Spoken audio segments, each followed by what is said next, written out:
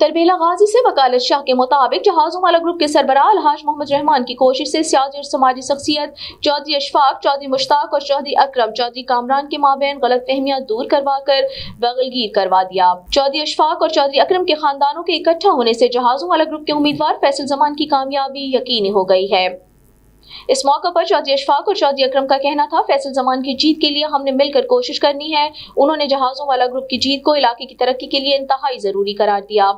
जहाज़ों वाला ग्रुप की जीत से इलाके की तरक्की का सफर जारी रहेगा। उनका मजीद कहना था, हम जहाज़ों वाला ग्रुप की जीत के लिए तमाम कोशिशें बरूए कार लाएंगे। जहाज़ों वाला ग्रुप के सरबराह अलहाज मोहम्मद रहमान का कहना था, मुझे और हमारे ग्रुप के तमाम अफराद को इंतहाई खुशी है कि हमारे ग्रुप के रहनुमाओं के माबैन जो गलत फहमियाँ थीं वो दूर हो गईं।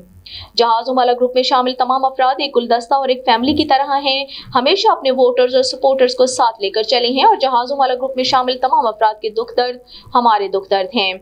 इसलिए तमाम भाइयों, दोस्तों और बुजुर्गों से गुजारिश है कि अपने इत्तेहाद और इत्तेफाक को कायम रखें, मुखालिफिन को कामयाब ना होने दें और जहाज़ों वाला ग्रुप के उम्मीदवार फैसल जमान को कामयाब बनाकर इलाके की तरक्की का सफर जारी रखने में अपना किरदार अदा करें।